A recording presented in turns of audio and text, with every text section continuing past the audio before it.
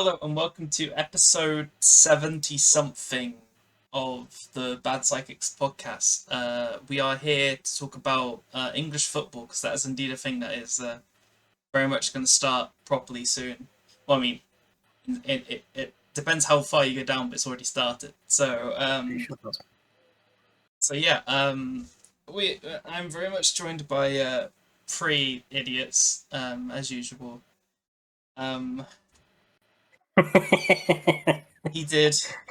Matt did. I suppose he's got a cap on. I suppose. Yeah, he got some football merchandise on at least. Yeah. In my defence, Go. I'm not paying £70 for a new shirt that fits me. I mean, you could pay like 15 quid for a fake one that is like a fire hazard. I'm fucking Scottish. I don't lay out money like that. You could get like a fake one that may or may not miss lots of safety. Again, possibly, yes, possibly. But I'm still training my colours. So. Anyway, all right. So I'm joined by Mal. How are you doing, Mal? I'm doing okay. I'm repping my absolutely battered old Bolton shirt, as you can see here. Take it off.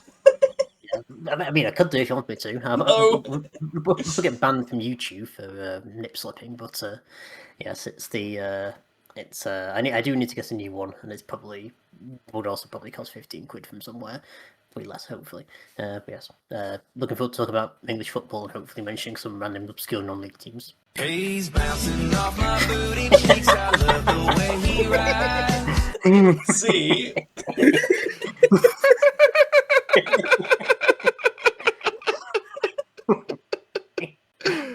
I've missed you, Z. It was like the closest I could get to like a saxophone stripping solo. I was just like, what do I know is that? Oh, alright. Oh dear Lord. Close I could get to saxophone. It's too wordy for a title. It's a great one though. Hi Matt, how are you doing? Feeling attacked already. We haven't even started the predictions yet. Yeah, good. I'm looking forward to having one of my predictions already being ridiculed for coming too soon, perhaps. Yeah. We'll get into that, but Not the first time that accusation's been made about you. No. I'd like to say that I've never had any complaints in that department. So. Z. Well, it's hard to complain when they're asleep. Z, how are you? Please move on from this. If only like 2 minutes into the episode, we've already gone about 5,000 yards off the rails. No! Sorry. No, you're not! Not the slightest! Not sorry to you, sorry to Eloise.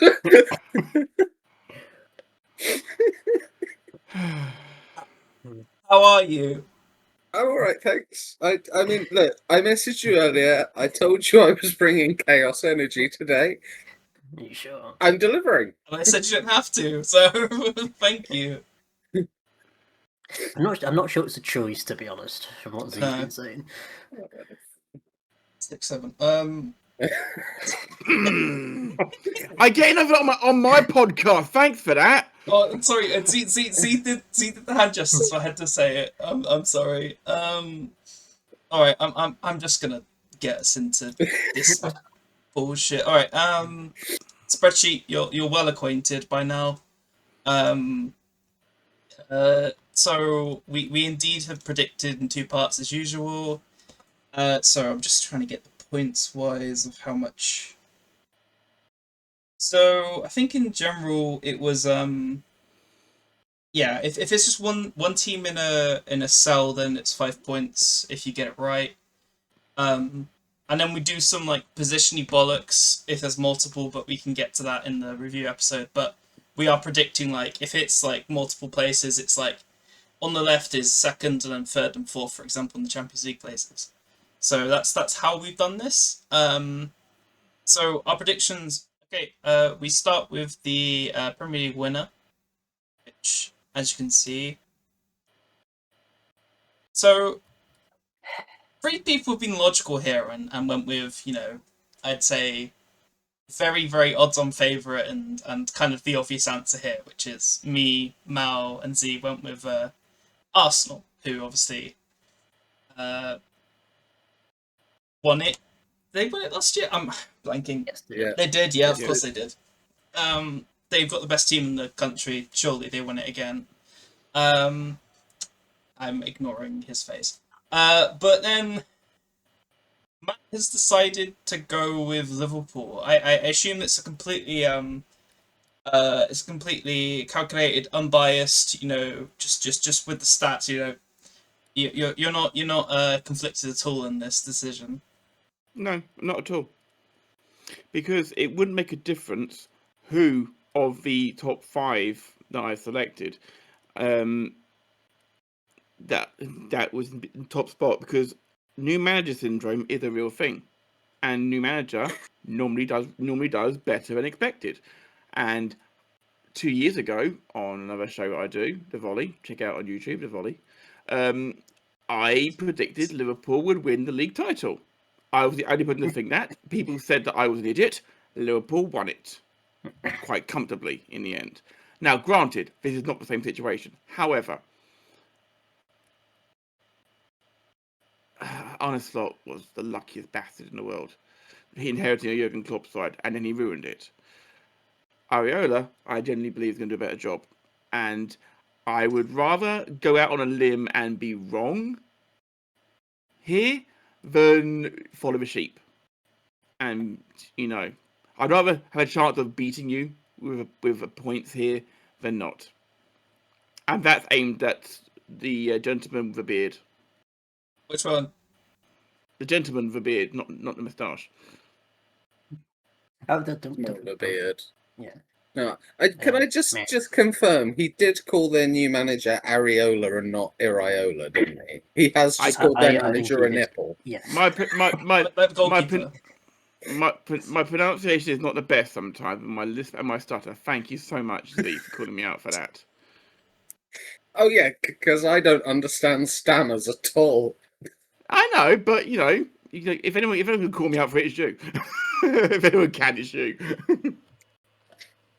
But yeah, my reasoning may be flawed and maybe slightly biased as well, but at the same time, I genuinely think it can't be worse than last year, and anything better than last year would be winning the title. We have high expectations at Anfield. And didn't you not finish? Yeah. Where did you finish last season? I don't think it was second. So Fifth. logically, anything higher than that is better. Yeah, you've been very, what's the word? Very Optimistic. Ambitious. I suppose both of them. Deluded? There we go. That's not. I mean, perhaps, and when it comes to pass that I am wrong, and in the review episode, you guys can call me out for that. However, Sure. if it comes a close run thing, I want apologies from all 3 of you. I will do no such thing. Z. So I want you to explain why Matt's wrong, and also you can explain your Arsenal pick. Okay, so yes, Matt is correct that quite often first seasons under new managers is an improvement. But for one, last time Liverpool were improving on second, this time it's improving on fifth. Secondly, City have a new manager, and Chelsea have a new manager, and arguably United still have a new manager-ish.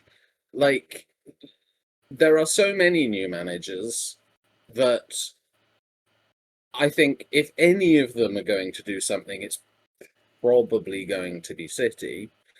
But realistically, I think if you're playing the odds, like, Arsenal are improving on a title-winning team and have kept with a manager. Like, I'm not saying Arsenal definitely do win the league. I don't think it's a slam dunk, but I do think you'd be delusional to not play the odds on that one. So, and then my question to Mao is just simply how if you think Arsenal, so you think Arsenal will win the league, how Yeah. dominant will it be, or do you think it will be a close run, or are they gonna be as good as they were Close. last season? Closer than last season. I was honestly 50-50 about putting City up there. In my head, just because. But there is the uncertainty with the new manager, isn't there? He'll probably be fine, but there is the uncertainty that makes you think you should probably go and pick someone who hasn't done anything changed anything since last season. But I hope it's closer than last season at least. Just because it was kind of a bit of a, I don't know, you kind of almost see it happening. So there was a brief period where it went, oh, something might happen, but then nothing happened, and yeah, they did end up winning. I'm getting stared at Oh yeah, easily by a certain person in this room. I'm there sorry, there is indeed a Man City fan in that room, who will indeed be disapproving of what's being said. Yes, I'm kind of sure I'm going to get something bitten off later on. Inside joke, don't worry. Okay. Sorry. All right. I'm gonna move on to the Champions League places. So yeah, this is if you predicted the team in second and it comes second, you get 5 points. If not, you get 2 points for just having them in this section. So let's have a look at what we've all put. So yes, we got 3. So I feel like Man City is in all of our picks here, but we've got 3 people with them second. Matt has them 4th. Matt has Chelsea second, whereas me and Z have Chelsea 4th, and Mal very much doesn't have Chelsea there. And then what's the other outliers? There's a Liverpool from Mal, Arsenal from Matt, and a United from me and Z. So me and Z have the exact same prediction here. So I'll let Z talk about City. Yeah, I mean, look, on the one hand, is Enzo Maresca a direct replacement for Pep? Yeah, kind of not really, but he is arguably a disciple of him.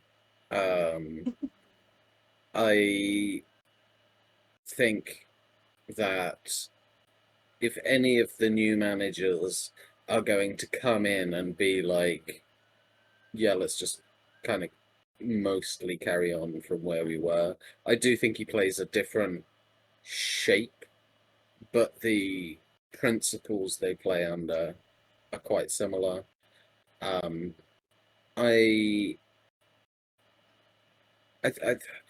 think this season's actually a really hard one to predict. Like, it could go any which way. It wouldn't surprise me to see any of these teams have an absolute shocker and finish like 10th. But I think based on sort of pure strength of squad, and if I'm lauding Arsenal for continuity, City's probably the closest to a continuity of the others. That's fair. So last season Chelsea finished 10th, and my question to Matt is why do you think there'll be a sudden upturn in form and they'll suddenly finish second? Xabi Alonso is the reason why. Xabi Alonso is a amazing manager, which it didn't go well for him at Real Madrid, and I think everyone was surprised that it didn't go well for Real Madrid, to be honest, because most managers when they go there last longer than he did. So he produced wonders with Leverkusen, unquestionably, absolute wonders. Would have loved him at Liverpool, for sure. Chelsea have also spent big on good players. They've also got a couple of freebies coming in next day or two as we're recording of very experienced players, which they haven't had for a long time. They seem to have been lacking that core leadership through the centre of the team. We're not going to play week in, week out. Kind of irrelevant on that side of thing, because what you need is basically leadership in the changing room. The locker room. So many American sports. I'm so sorry. I feel that Chelsea they've got no European football this year either, so they've got more focus on the Premier League. I think that Chelsea will be in the mix. I mean, as Zee did say, this is a very tight league to predict this year because of all the changes that have happened, be it personnel or behind the scenes personnel as well. This is going to be a pick'em for Champions League spots this year, and we may even hold on to a fifth spot, provided things go well with the European placements. I forget the name of that off my head. Coefficiency, yes, thank you. Yeah, because obviously it goes off the last 5 years. Well, we won 2 last year in this country, so that's going to massively help us retain it. If Arsenal had actually done their job and won the Champions League final, we would put it on it for the next 3-4 years. But that's not gonna. But they didn't. Arsenal let us down on that occasion, which they won't. Which they will again this year because they'll win the Premier League. And then Mal, I'll let you close off with Man United and what. Yeah. So, I guess I've been the kindest and Liverpool outside of Matt here.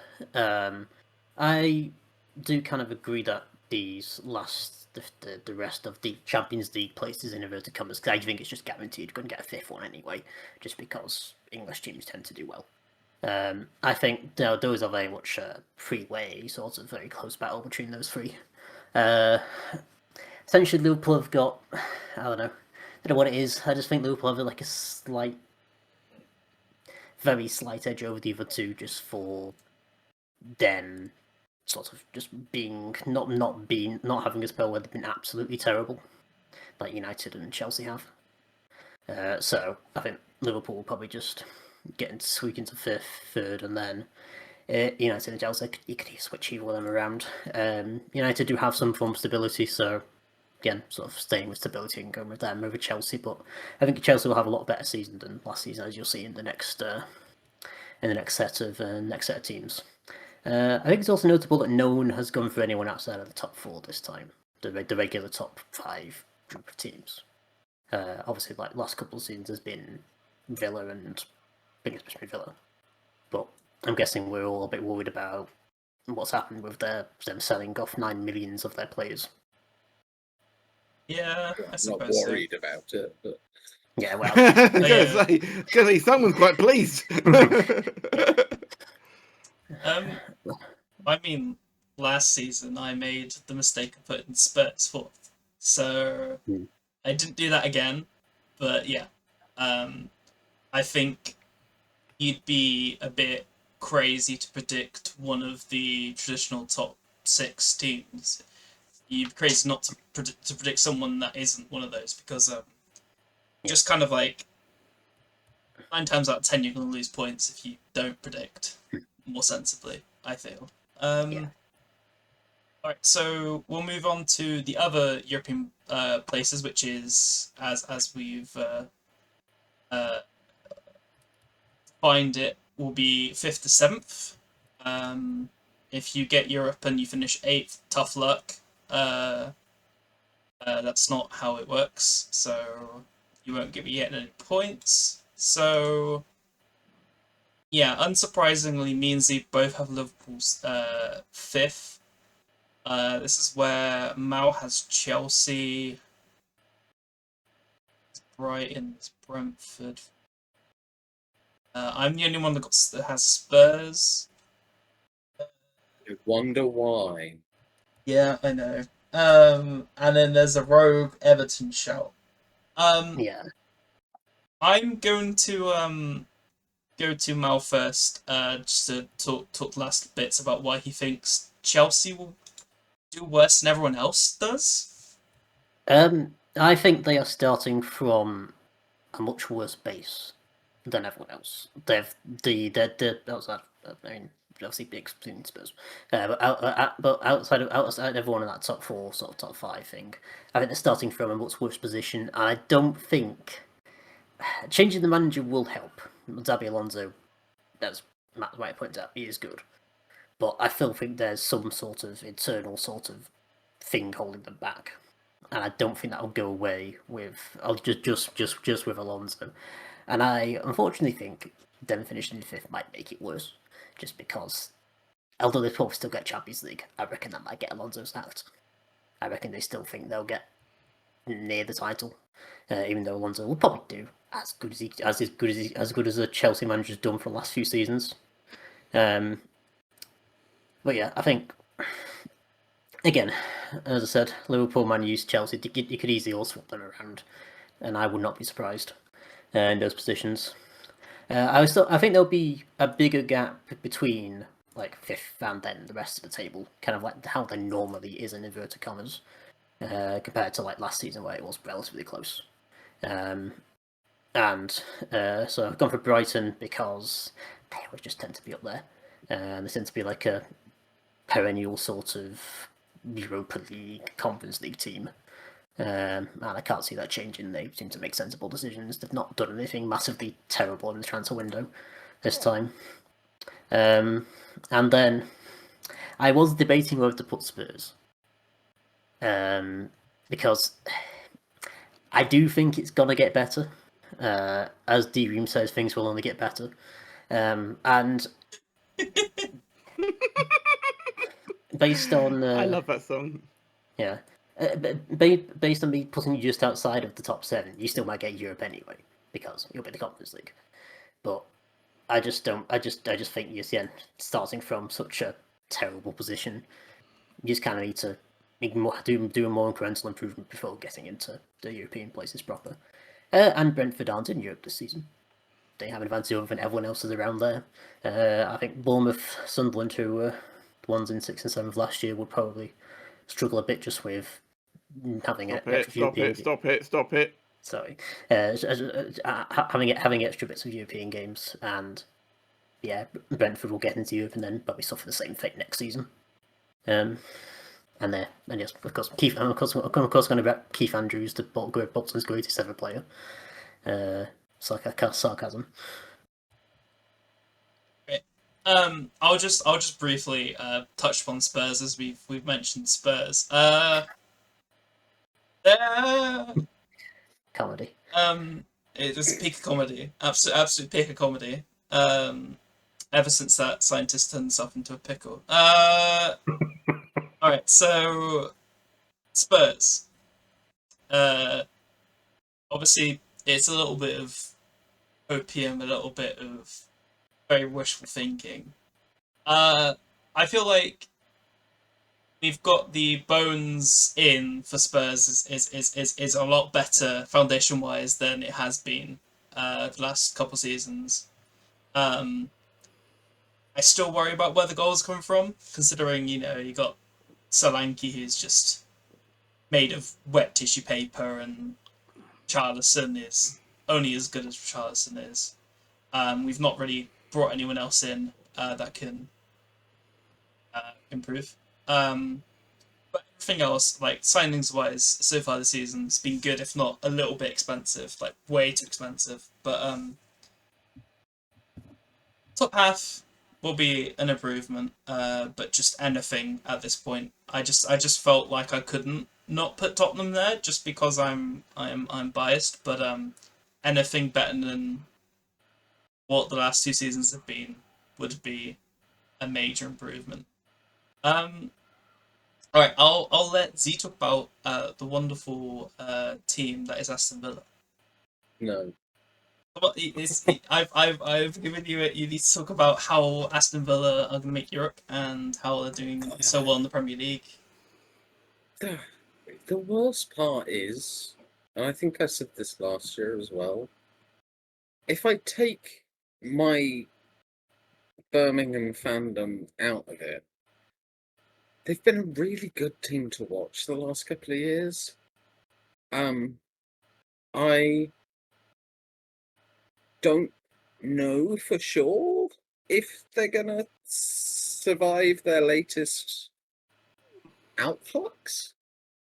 You can say influx. Surely you can say outflux. I don't know. I think so.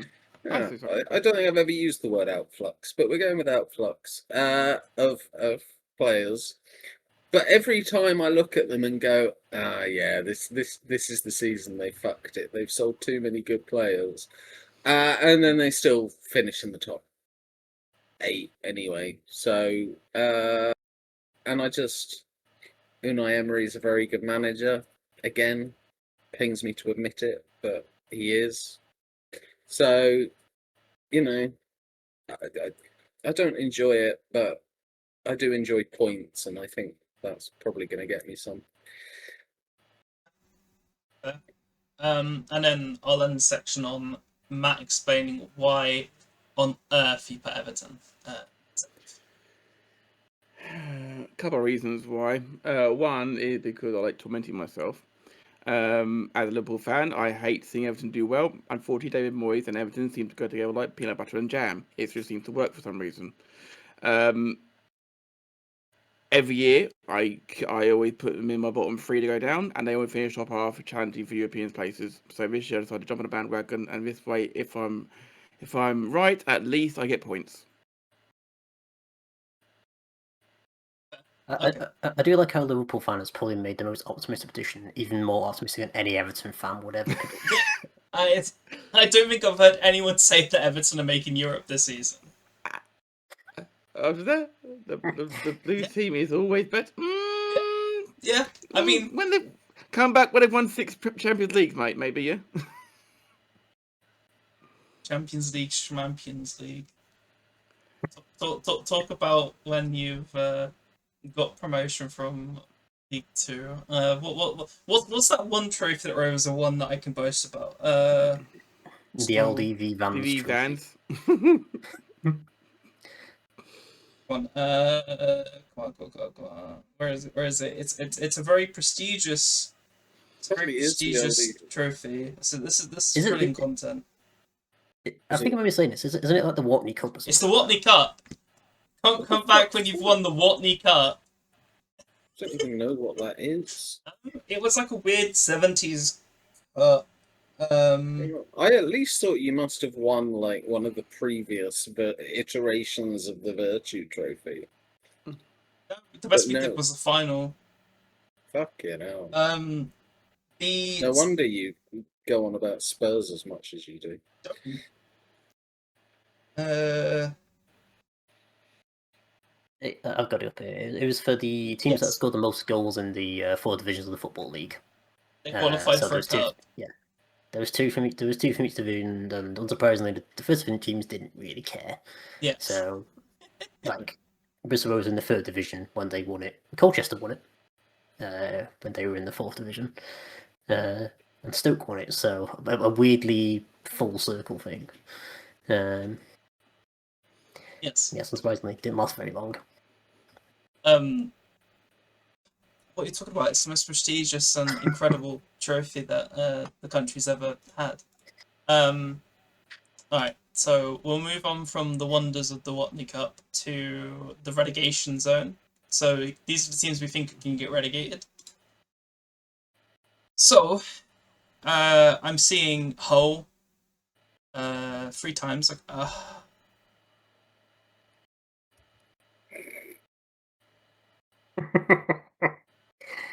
Someone wants to upset me.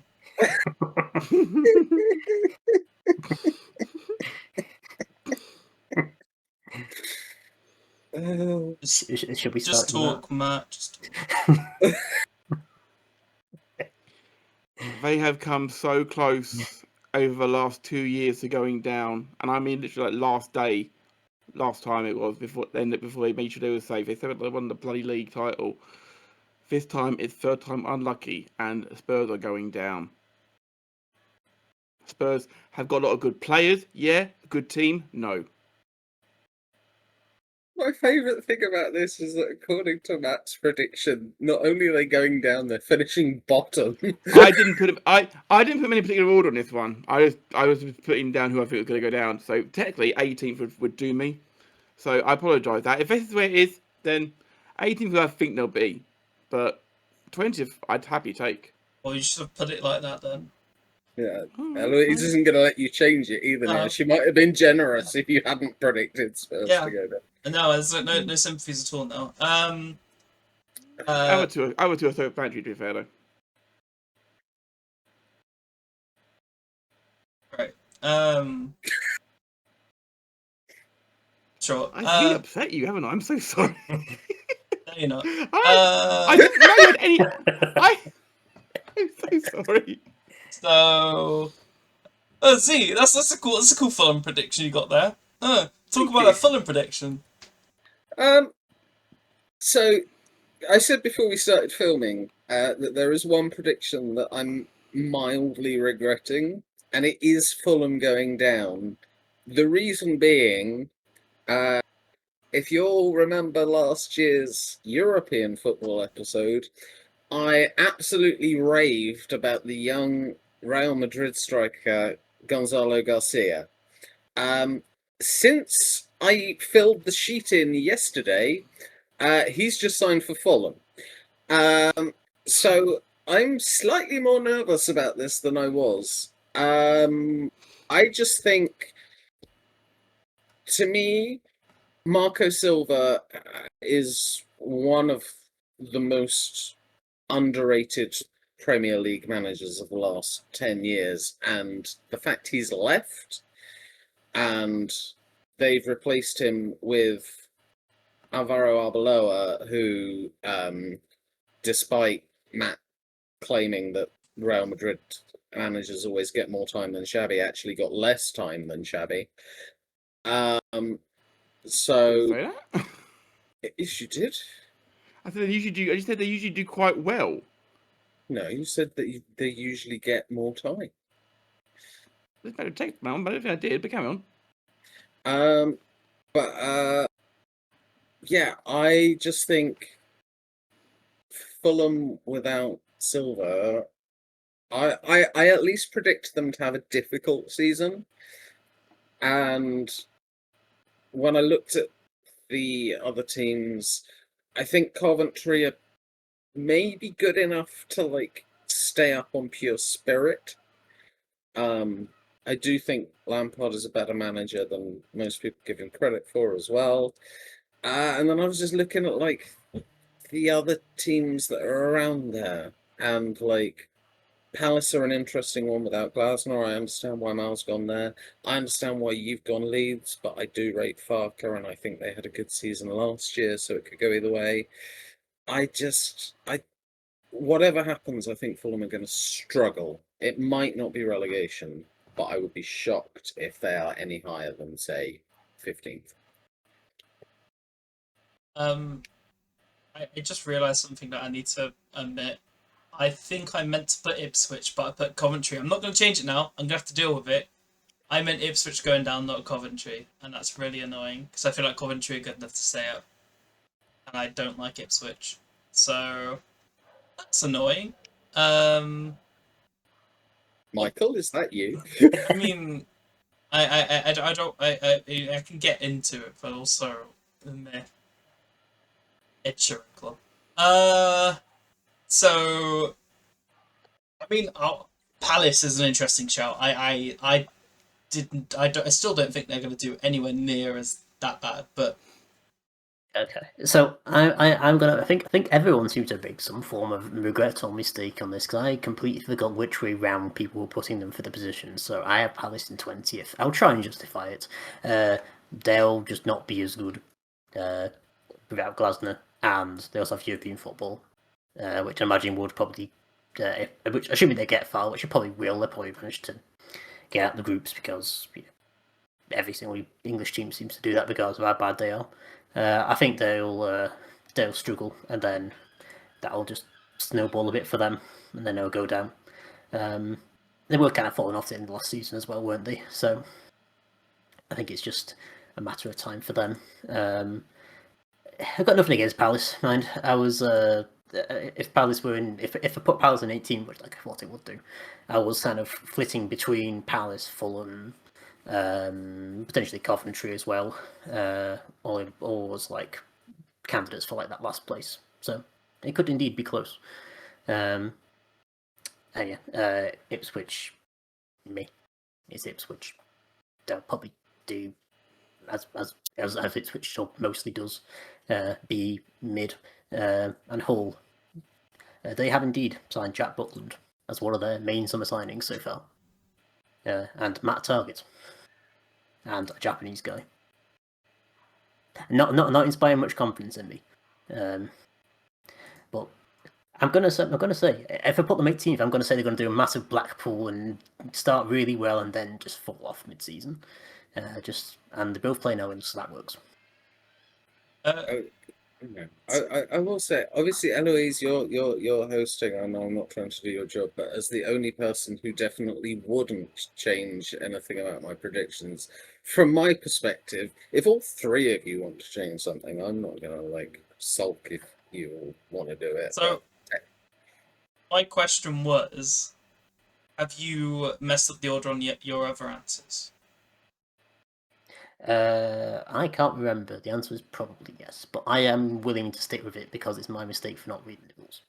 That's because you haven't insulted Tottenham. I'm willing to change them. No, Willing to Oh, wait. Oh, for you. wait. The offer is extended to you. If you want them swapped, I can swap them.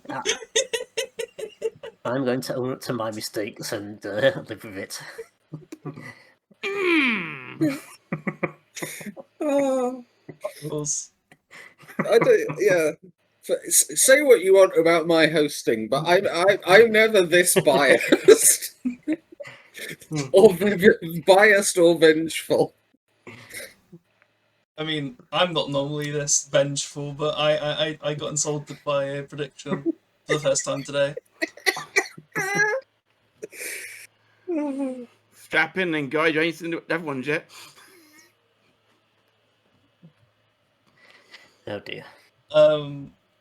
Okay, yeah, I'm fine with keeping mine. Commentary going down isn't the worst prediction ever. No. It can still very much go down.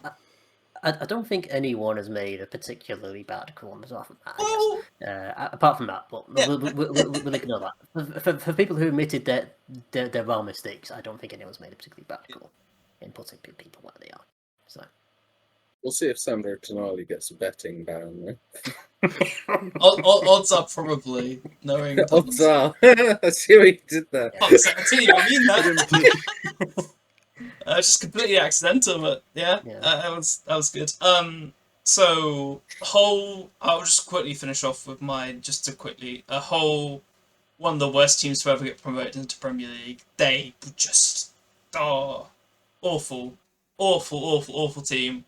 Somehow got through the playoffs because of just Spygate. And they're just awful. They will get found out if they don't improve, and they've not improved yet. They've not got anyone good yet, so they're fucked. And then Leeds. Leeds was, I mean, Jack Butland is from the right part of the country, so there is that. Leeds. It's very much. I was struggling to pick a third, so I was like, Leeds have been in the Premier League long enough. They could probably slide down, but yeah. Also, yeah, I don't remember if I always forget if Butland was born in Bath or Bristol, but he's one of the two.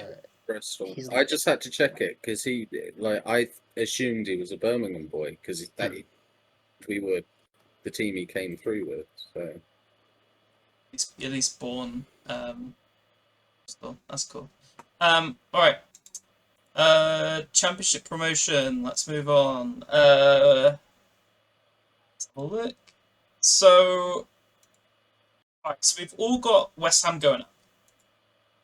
3 of us have West Ham winning the league, and Matt has West Ham second, has Wolves winning the league. Matt's also the only person that has Wolves going up. Everyone else very much has some kind of different variation. I mean, actually, the three of us have like the exact same top 2, so that's quite interesting. Yeah, so I'll let Mal talk about talk about West Ham and then also mention your Burnley pick. Yeah, I think I've put West Ham there because I think they're massively in the shit if they don't. Oh yeah. They have kept a surprising amount of their squad from the Premier League. They've sold. Don't they made like £100 million in transfer fees? Mostly because Spurs have signed someone for like 90 something million, however much it is, maybe not that much. I can't remember. Maybe it's not 90 million. Maybe I was misreading that. But Spurs signed one of them for a lot of money. So, like, this is all the makings of they really should just sign good players in the Championship and romp to the title, and then go back to how they were in the Premier League. But it is West Ham. They are kind of in the Chelsea bracket for me in that they have probably systemic problems that are very difficult to fix, and money probably won't do it. So I would not be surprised to see them just absolutely crash and burn and cause a downward spiral where they just don't get out of the Championship forever. But I'm being optimistic and saying they'll go up. It will also be very funny to see the big athletics track in the Championship this Oh season. yeah. And then Burnley, there are 8 teams in the not 8 teams. How many teams are in 6 teams in the playoffs this season? Remember, if in the EFL, in case we've all forgotten, Oh. which is prime position for Burnley to finish like 7th and just win the playoffs. So there you go. And then Yeah, I'd it's totally Burnley. forgotten that. Yeah. Hate it so much. Yeah, like and literally until I looked at the Wikipedia page, I went, oh yeah, that's happening, isn't it? I thought it was like next season, but no, it's this season. So yeah, Burnley just go up just by some pure fluke, and they go back to doing Burnley things. So stupid. Yeah. Right, so I mean, Z very much has Middlesbrough, so I'll ask you about Middlesbrough, and also an interesting Stoke pick, because obviously Stoke have been historically awful. I can't say that too loud because I'm indeed in Stoke, even though I'm in the wrong part. Yeah, that's an interesting pick. I'd like you to explain that one. Am I doing both? Yeah, but Borough and Stoke, so we Okay. can cover both of them. Cool. Yeah, so Middlesbrough are my feelings are that, like, last season when Rob Edwards left, a lot of people thought that they were going to struggle because Rob Edwards had done a great job with them. And then Kim Helberg came in and did a really good job, which sort of suggests that maybe Middlesbrough are just quite a good team. And then I think their business has been interesting this summer, and I mean favourably interesting. They've picked up Miles Park-Harris on a free.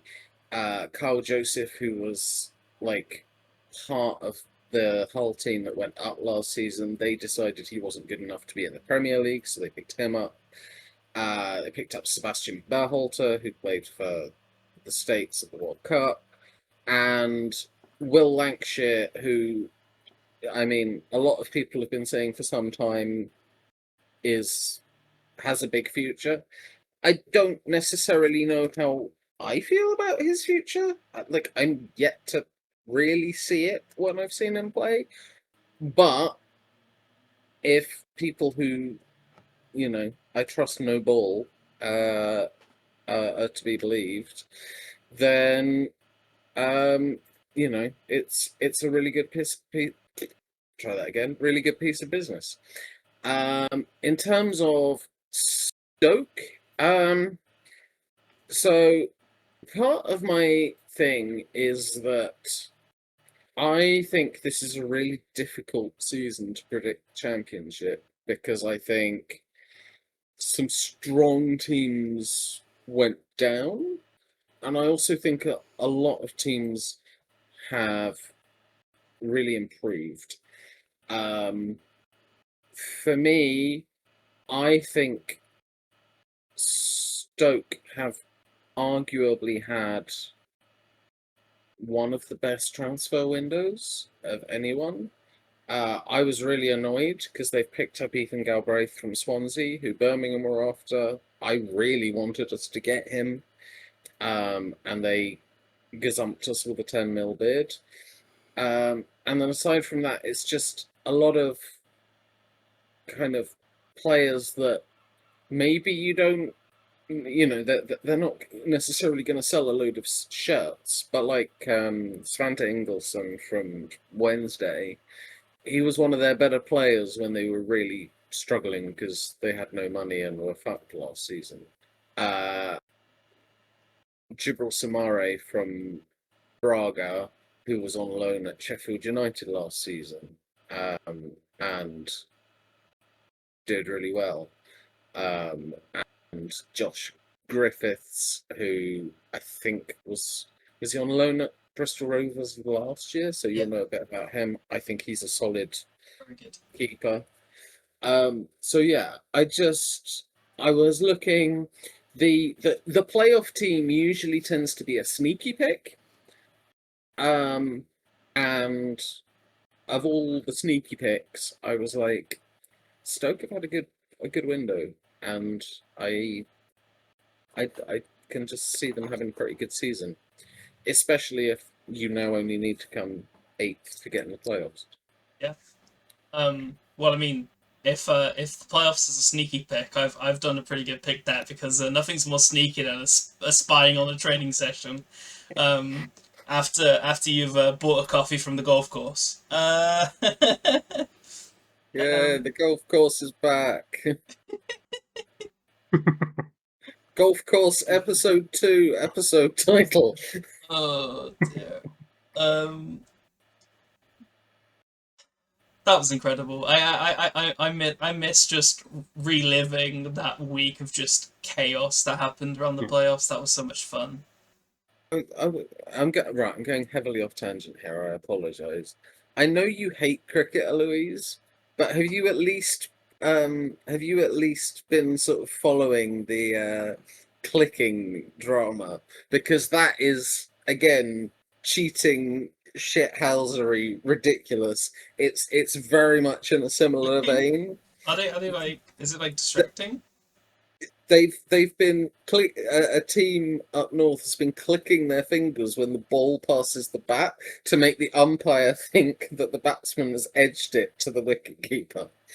And they've been doing it for like years and have just been found out. And there's some videos going around it. It's hilarious. Yeah. The guy's been suspended. It's just in a very, very, very similar vein. And I thought, even though you hate cricket, you would approve of the utter shithousery. I mean, it's genius. It's genius, isn't it? Yeah. I think my favourite stat about that was the guy who was doing it caught 8 people in a single innings, which I think is the world record for would have been the world record for any form of cricket ever. Yes. And he was somehow getting away with it for a good chunk of this season. Yeah. I won't pretend like I knew anything that came out of Mal's mouth then, so I'll move on. Man catches ball lots. Man catches ball too much. Man clicks when ball goes past bat to make sure it hits bat. Man gets suspended. Man gets suspended. Alright, that's enough cricket psychics. Wrexham, I want to know why you said Wrexham. Well, actually, I know why you said Wrexham, because it's Wrexham. But yes, talk about Wrexham, everyone's favourite club. Not mine at all, but it's hard to look past the Hollywood story, isn't it, really? Especially with, as we've all mentioned, the expanded playoffs give them 2 extra spaces to get into it now, of course. Also, I mean, Phil Parkinson has already achieved what many thought impossible. I mean, it's been, 6 seasons from National League to literally knocking on the door of Premier League. This shouldn't be possible. This is literally Royal Rover stuff. and yet it's hard to look past them because they're a great team. They are a good team. But this is a division containing former Premier League clubs with vastly bigger budgets. Even Phil Parkinson's acknowledged that he needs more additions before the league season starts to compete over another demanding season. I do think they'll finish in the top 8, which means they're in the playoffs. And if you're in the playoffs, you've got a shot. You got a shot. And in a little tournament like that, anything can happen. And I figured, why not go for www.up for a change? Because when Wimbledon went down in Wimbledon Wednesday and who was the other W? Who went down in 1999? They literally the 1999 it wasn't, no. The headline was www.gone. So I figured it was time to change it around a little bit. Wasn't Wigan. No. Might be Wednesday, Wimbledon, and another W. I can't remember what it was. Watford. Watford, maybe. Oh, yeah. That's Another not club Watford. that exists. Yeah. So yeah, Wrexham, I think, is probably my safest pick of these three, actually. Well, We were at West Ham. If they'd have had Nuno come in at the start of last season, would not have been a relegation fight for me. The football they played after he came in was significantly better than the teams below them and the three above them at season's end. Tottenham very lucky West Ham didn't pull the trigger faster on Potter. If you want my personal opinion, and we've got Wolves ahead of West Ham because Wolves may have gone down with their tail between their legs on paper, but they played some great football over the season at times. They played like a good team at times. They just had no firepower. That's the big problem they had. I think they're a good championship team, which is why I think they'll come back up straight away. They need to have some very good firepower because they've never really played without Jimenez leaving. Yeah, that's fair. Is everything okay, Z? Are you scowling at me? Can you hear us? Can now. Has the squid caused technical issues? Just kill you. Me when I grabbed the squid of killing everyone's audio. I mean, he's supposed to be Sid the Psychic Squid, but He's so psychic he was causing interference in your computer waves. Right. Is everything okay? I think so. Okay. Move on to the relegation of the championship, which okay. Trying to find if we've all gone for a team. We've all gone for Charlton. Okay, Charlton seem like we think they're destined to go down. I've just seen one which I definitely want to get to, but we'll just quickly go over. There's 3 Lincolns, and then I feel like we just kind of got other picks dotted around. So I think I'll start with I'll let Z talk why he thinks Portsmouth are bound for the drop, as well as I suppose you could talk about Charlton as well. Portsmouth, for me,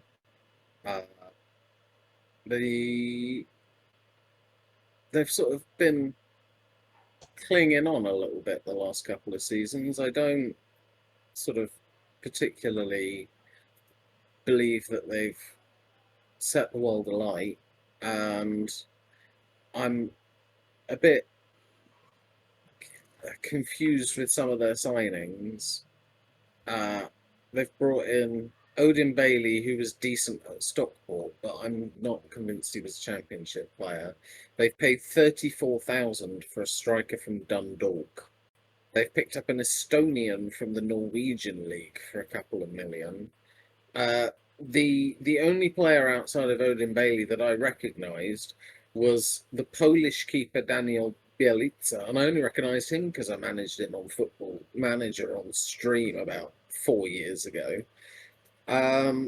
It's just super odd business. Now, maybe it turns out to be brilliant business, and we're talking about their scouting teams being utter geniuses, but I'm certainly not convinced. And then Charlton.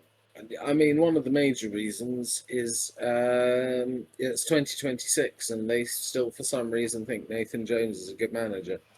I think anyone that has that belief probably deserves to go down. Similarly, their transfer business is odd.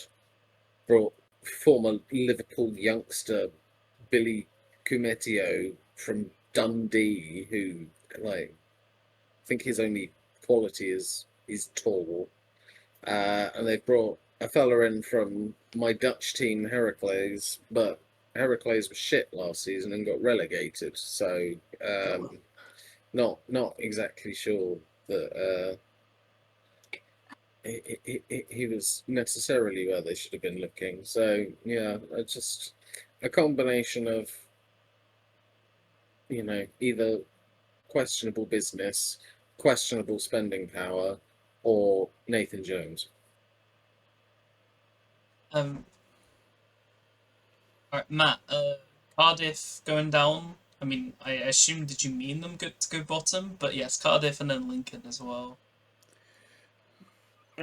Cardiff worry me because they're still rebuilding.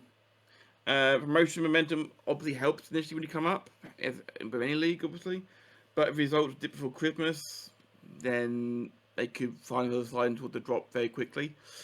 Lincoln, likewise, fantastic achievement of getting promoted, but the jump from League One to the Championship is enormous. I'm sure it'll be organised and difficult to beat, but I don't think I have enough goals over 46 matches. Keep it short and sweet, but... Okay, and then I've left for last Chris. Oh, sorry, Mal. Oh no, you said the government name. Oh no, Mal. You are aware where we live, right? I am. You are aware that that is certainly a prediction to put out there, right? Yes, however, we're in Port Vale, part of Stoke, so We we are. probably fine. I was going to ask Um, if that was making you biased towards Port Vale. I don't know. I kind of think Stoke are, no matter how much money you throw at them, they are kind of a bit of a becoming a bit of a basket case of a club. And I think they've spent a lot this season, but I still they've sort of been on a bit of a terminal decline. Honestly, ever since they've been relegated from the Premier League, I would say. And I think this might be the one little thing that's kind of gonna push them downwards. Maybe like, I don't know. I know it's been 24 million, but maybe there's some sort of things rumbling behind the scenes. I don't think I've heard Stoke fans be particularly optimistic about their team. Not that they're ever optimistic about anything. And yeah, I just think this is the season where they go down, and God knows happens after that. To be honest, I do. If they do go down, I would worry about how they cope, because there's a lot of stuff in around from the Premier League, like that big stadium, and probably a lot of debts just hanging around that they might have to deal with. But yeah, I think it's just this is very much just a gut feeling for me. So you've both of you two, all of you have explained Cardiff and Charlton quite well. I could have picked Lincoln to go down, but I just want Lincoln to stay up because I like Lincoln. Tom FM supports them. He's nice. And I'll just briefly say QPR just because they've kind of been around that area for a while, and they could also just kind of dip down, but not much more. I don't feel completely passionate about it, but yeah. guaranteed the team that are just kind of started to exist. Fortunately. Alright. League One promotion. These are teams we think are going to go up. So yeah, there's a nice little range, and I'm the only one that hasn't gone Leicester because I've decided I'm going to be bold and different. He's looking at me funny. You said there's a lovely range, and it feels like we're all basically picked practically the same thing with one difference each. I suppose so. Do you want to talk about Leicester then? Sure. I look. I think it can always go like one way or the other when a team goes down. Like you often see it that either they jump straight back up or they end up more likely to go down and just plummet through the leagues. Leicester for me, their squad is still their squad was far too good to go down, let alone too good for like League One. You know, the fact you've got like a potential midfield of Connor Chaplin, Hamza Chowdhury, and Oliver Skip in League One is ludicrous. De Cordova-Reid has been a solid championship striker for a long time, playing in League One.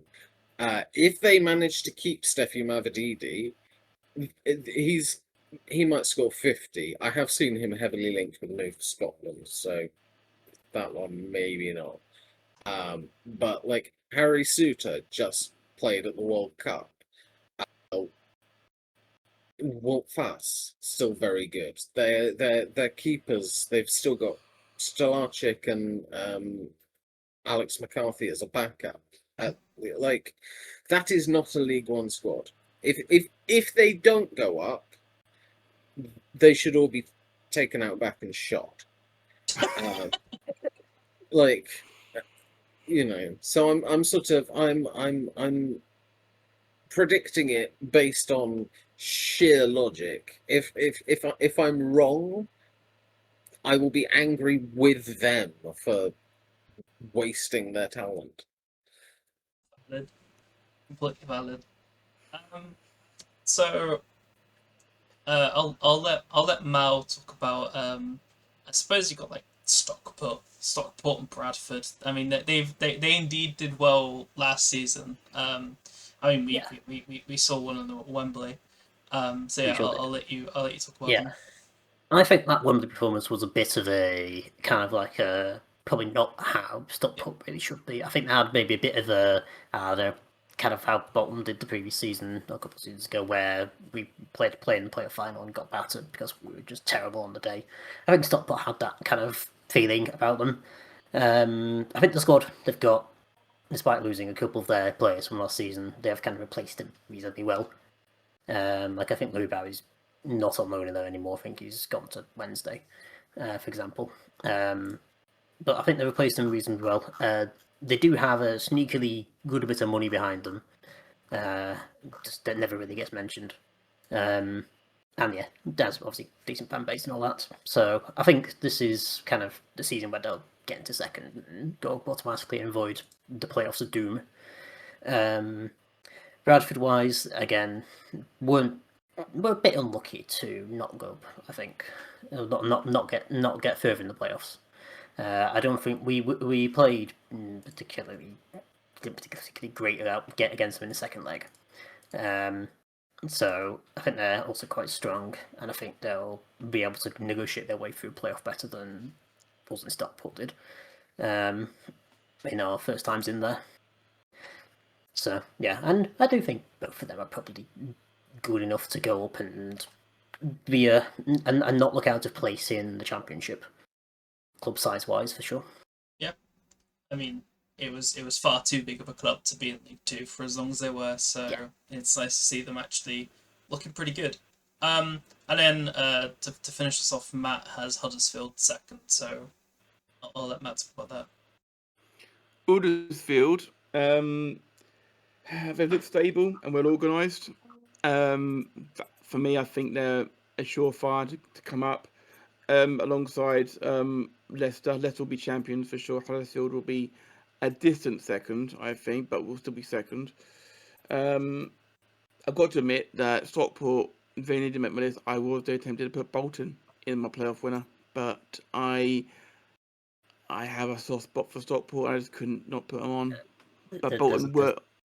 There's a minor issue. We won the playoffs last season. We're in the championship. I know.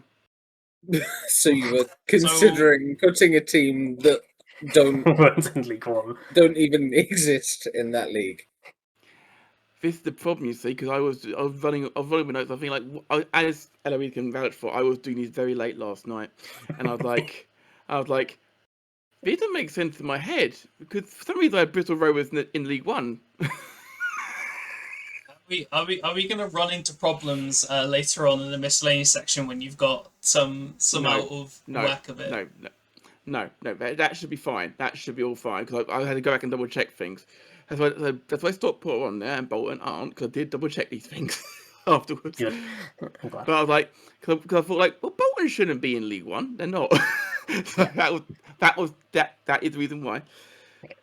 Huddersfield, to answer the question directly, should have enough strength to get automatic promotion. Should do, but I'm probably wrong about half of this already. So, alright, only half though. Fair. Okay, so we got League One relegations, which we can very briefly touch on because there's 4 of them. So we can I'll just send it to the person. They can very briefly go through what they've done. But we've got some very similar names. But I'll let Mal start off. You just quickly rattle off what you've got and Owen only just missed out on relegation last season. I think they'll go down this season. Bromley just come up. Kind of a bit of a, I don't know. I think they might surprise people, but I think they'll be too small and too not well resourced to just go back down and probably settle in League 2 where they probably really belong. Burton kind of still been sort of in and around that area. Kind of inevitable they'll go down at some point, and I just want MK Dons to go down. No logical reason, just because MK Dons are plastic, and they'll probably finish mid-table and probably define because they spent money. But MK Dons are poop. I think I have them like top 6 in my big prediction. So, Matt, I'll let you rattle off your bottom 4. Okay, well, mainly because these 4 are the most odds on to go down. Mainly, that's the logical thing. Bromley, big step up after promotion. I've got no hate for any of these teams at all. I wish them all well on this, but some of these has got Ligue 1, as some people like to call it sometimes. It's just in France. No, Soccer AM used to call it Ligue 1 as well. Okay, sure. Anyway, this is a very tough league to get out of sometimes, and not always staying in it is easy either. I mean, look at some of the big clubs that have gone down from this league in the past. No one. I'm rambling a little bit now, so I'm gonna shut up because I'm just getting glared at otherwise. It's fine, but I'll move on to Z. When Cambridge, because I just have a gut feeling that they're throwing money at stuff isn't necessarily going to work yet. Stevenage, because I don't think they're particularly good. AFC Wimbledon, because there's only room for the real Dons in League 1, so they have to go back down to League 2. And Bromley just went up unexpectedly, so they'll probably go back down. Yeah. So I'm the only one that doesn't have Bromley going down. I have Burton because I mean they weren't incredible last season, and Carling sucks. Cambridge are also kind of just, I think they're a bit of a nothing team when they get to League One, so that's my prediction there. And then Stevenage as well. It's just Stevenage is just so mediocre. And then Wimbledon are just in and around there a bit too much, and I feel like they were just dip into the relegation zone. Alright. Now we move on to the best league in the country. It's League Two, and yes, if Rovers get promoted, then whatever league we're in is the best league in the country. I don't have some weird liking for League Two. So have we all been nice to Eloise? No, we haven't. Gaz. I will say you've also forgotten to predict a fourth playoff team to get promoted. Have I? Yeah. Yes. Yeah. 3 automatic, 1 playoff. Alright. So, Z, if you could talk us through your League Two predictions. Okay. I mean, starting with Salford, they've been throwing money at League Two for ages. Eventually, it's got to work. It might not be this season, but I would feel like an idiot if I was the person that didn't predict Salford the season they finally went up. Grimsby, I believe, are bookies' favourite. Oh no, Grimsby was more of my wild card. They were just like a gut feeling, just sort of looking through odds and teams and transfers, and just something made me go, yeah, Grimsby. I don't know why. And then Walsall and Swindon is because I think it would be hilarious for both to go up after sitting in McKinn's streams for many years, watching him and Owen fight over who supports the more tin pot League Two club. So I just think it'd be really funny if both of them go up in the same season. But they won't, because they're both bad teams. I mean, I have a severe dislike for one of them a lot more than the other, but yeah, they both are not great football teams. All right, Matt, talk us through yours. Rotherham have resources to bounce straight back up. No problem on that side of things. Salford, much like Zia said, are throwing money at the problem year on year. Eventually, it has to work, or they'll go out of business. Two options. Bristol Rovers, to keep you happy, is why I put them in there. Plus, I genuinely think they'll come back up. And playoff winners, Colchester, because they always have a late season run to get just short of the playoffs. This time they'll get in. Cool, and then Mal can talk through his. So Salford, very much the reasons both of you said, to chuck money at it and sign Macaulay Longstaff for God's sake this season. They're signing players from the Championship, they surely got to do it at some point.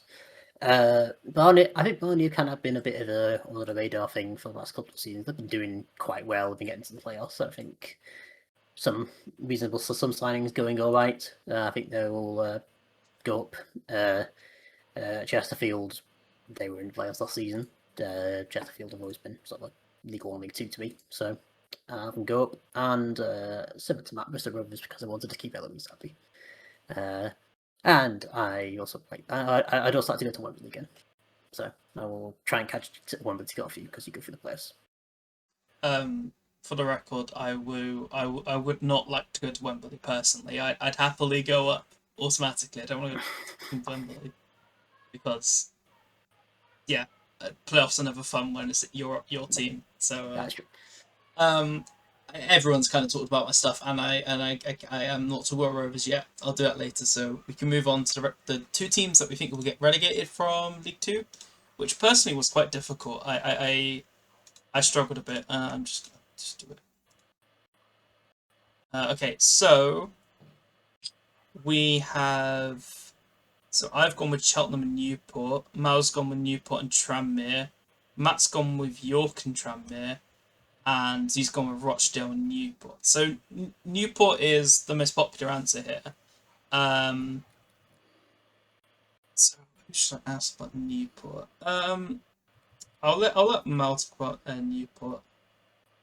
I think the question is, but how in the world have they not gone down yet? They managed to just about scrape out last season. I think past couple of seasons they've been sort of in and around the mix of relegation. I think this season will be the season they do it. I haven't been 23rd because I think they'll give the fans a bit of hopium towards the end of the season and then just fail this time. And I'll briefly talk about Tranmere just because they've been in and around and kind of filling sort of the basket case sort of club for me. They kind of need to go back down to kind of have a bit of reset, I think, for them. And then Matt and Z have both gone for teams that just came up from the National League, who very much look very good, but I can see the logic of going for one of them to go down. I'll let Z talk about the runners up first, Rochdale. Yeah, I mean, I think Rochdale are definitely the weaker of the two that just went up. For me, Newport was the one that I was pretty confident would go down, hence having them last. And then I was between Rochdale and Accrington. I think Rochdale let a lot of their players go, clearly thinking, okay, we're going to improve our team now, we've got upper level. I don't necessarily think their business has been that incredible. And so I've chosen them to go down over a more experienced team at that level. Yeah. And then Matt can talk about National League winners, York. We've seen some petty stuff on this predictions already. This is extremely petty on my part. My strike partner on the volley, Mr. Dan Griffin, shout out to him. He's a York City season ticket holder, and I want him to go down. Great. Is that the only reasoning? That is the only reason that I picked them over Rochdale. I'm also enjoying the facial reactions that Z pulls every time Matt manages to put a plug in.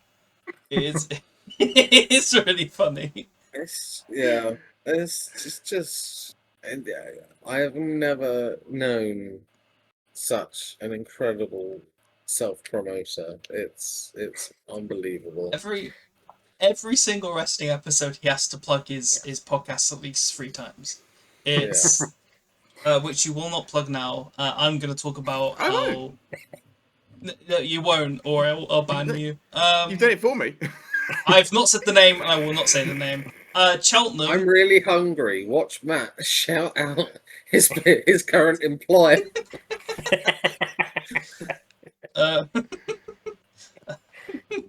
Cheltenham bad. Okay, that's what I need to say. Alright, and now we've done the Football League, we can go on to non-league yapping session, which we'll have a range of teams here. I'm very excited to see what everyone's put. This is basically what I was really excited about, to make this section a lot shorter, and also allow us to talk about random teams. So, oh wait, I need to do it manually. It's fine. Okay, so they all fit in. Okay, I'm gonna go right to left so we can get over the higher teams, because I knew that it'll be higher on the right, and then very much as we get closer to me and Mao, it's very much some lower teams. So Kylo, Torquay, hashtag. Yeah, I think Carlisle are favourites to go up in the National League. If I didn't even know that, I would have looked at that and gone, Carlisle probably belong at a higher standard. Torquay, I believe, are favourites to win National League South. And so I figured I'd go for them. I was less confident in the odds on the National League North. Like I sort of looked at it and was like, really? Macclesfield? Yeah, maybe. And hashtag I figured just begged to be relegated so they could start winning again, which means they're probably playing at too low a level for where they should be at. So I'm assuming they're going to batter everyone. And now Mac talk about Southend, Yeovil, and Clacton. Yeah, Southend, because I genuinely believe they're too good for the National League. I think they'll be in the mix to come back up this year. Yeovil too, just because of the affinity that I had for them. As in, like I sort of backed them quite a bit when they did the big FA Cup runs back in the 90s, early 2000s. I know that feels like a lifetime ago now, but I still remember them for those reasons. And Clacton, who are in the Furlough Non-League First Division North, that's the 10th tier of English football. I think they're gonna stay in that division, but I think they'll have a decent run. They were mid-table last season, so. Bringing up Clacton, I thought it was just a chance to support your boss, Count Binface. Matt's his loyal secretary, Count Bin Juice. He's not elected yet, but he can't be worse than who we already have. Let's leave it at that. I will say though, a little bit of shout out to no relation, John Willis, the new chairman of Clacton Town. Is he the co-host on the volley? No relation, because my maiden name was Willis. Remember? Sorry. FC, they reverted from FC Clacton back to their original Clacton Town FC for this season, which is a nice thing for the town. It feels like a new beginning for the club, and a lot of excitement to come, hopefully. In fact, when they had their first kind of pre-season friendly, they were sold out, which is something they haven't done for years. So that's great. Before they knew they were a town, they were just like, what do we do? We're just Clacton? They were Clacton Town for about 50, 60 years, and then due to financial reasons, they had to rename the club. Much like other teams had to over the years. Unfortunately. Yes. Sorry, I got very scared because when you said shout out, so in my head I was like, oh, shout out to Nigel Farage. No chance. No fucking way. No fucking way. Oh dear. So my head went to that, and also my head also remembered one of Camp Binface's manifestos, which is he'll move his headquarters to Wheelie, which I thought was really funny as well. Do you know what? Do you know what? We've got a lovely camping ground. That's it. I'm sure it That's does. it. All right. So, I mean, I think I'll let me talk about mine first, and I'll let Mel talk about his even lower picks than mine. Welton Rovers. I had to have Welton Rovers there. I hope we can do well. It's very, very hopeful. Much better squad than we had. And now we're in the Western League Division 1, which is to 10. And we settled. It was looking like we could have got relegated, had a better team, and then we just kind of did very well at the end of the season. Could very much push for promotion. Do I think the club should have promotion? I'm not sure if we're ready yet, but I had to have Walton in here. Portishead felt like an obvious option. They're very much Western League Premier, but they should be in the Southern League South. Last season they finished second in the Southern League, but their ground wasn't up to standards, so they got demoted. So very much way too good for the level. I don't know how many players they would have retained, but they very much can go up, and they very much got promoted not long ago. I think they've won their first 2 games like 7, like multiple goals to 0 as well. So They've also won their first 2 games, yeah. So Portishead felt like a very, very, very safe choice for me. And then I wanted to have one that's nearer to where I am now.